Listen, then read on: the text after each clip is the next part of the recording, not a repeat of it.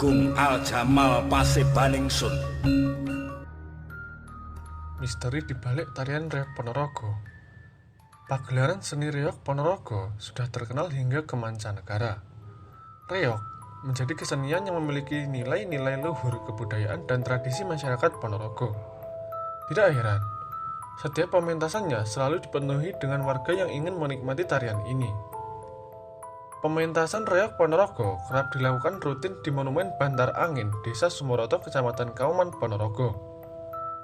Lokasi ini diyakini warga setempat sebagai cikal bakal lahirnya reog Ponorogo.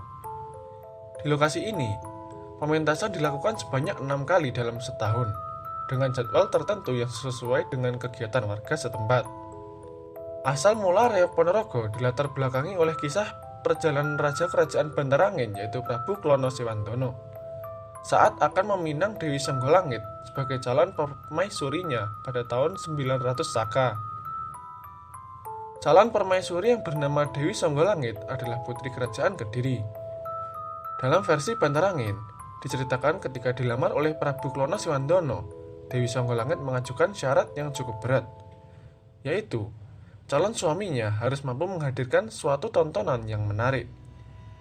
Tontonan atau keramaian yang belum ada sebelumnya, semacam tarian yang diiringi tabuhan dan gamelan. Dilengkapi dengan barisan kuda kembar sebanyak 140 ekor dan harus dapat menghadirkan binatang berkepala dua.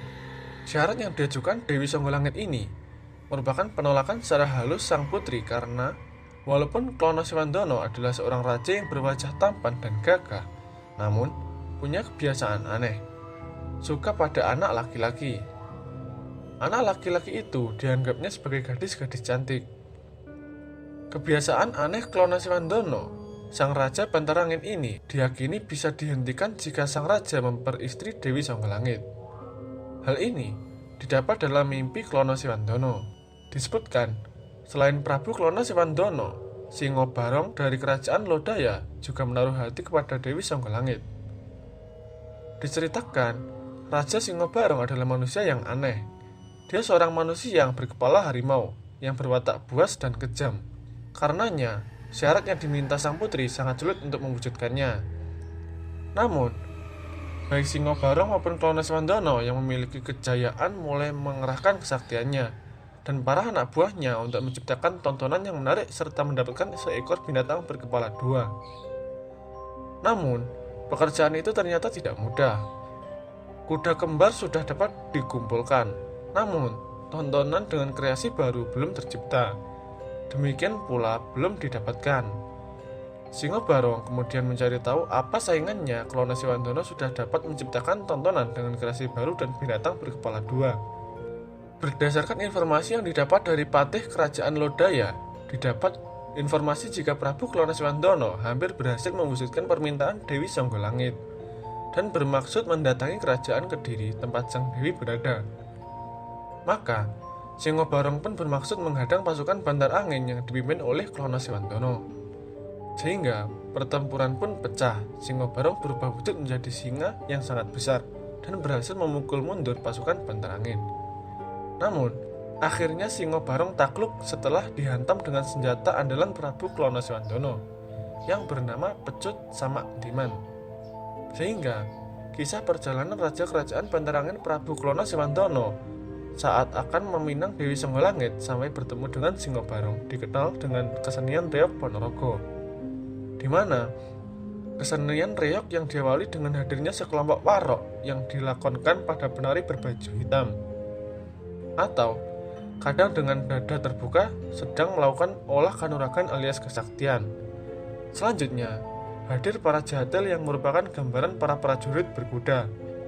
Mereka merefleksikan pasukan dari kerajaan Bantar Angin yang dipersiapkan untuk berangkat menuju kerajaan Kediri.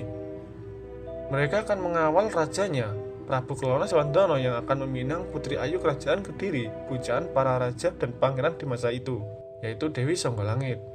Berikutnya, muncul penari bertopeng yang merupakan gambaran patih kerajaan Bantar Angin, Pujangga Anom alias Bujang Ganong. Gerakannya sangat khas, sebutannya ganongan. Sang patih digambarkan sebagai orang yang lincah, dengan tingkah yang sangat energik. Ia berlompatan ke sana kemari dengan gerakan akrobatik. Prabu Klono sendiri hadir di tengah pagelaran. Umumnya, dengan diiringi tembang yang menggambarkan percakapan antara sang raja dan patihnya.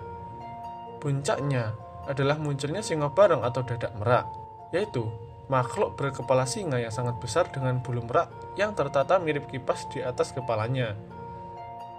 Singo Barong atau Dadak Merak yang beratnya mencapai 50 kg ini diakui sebagai topeng terbesar dan terberat di dunia.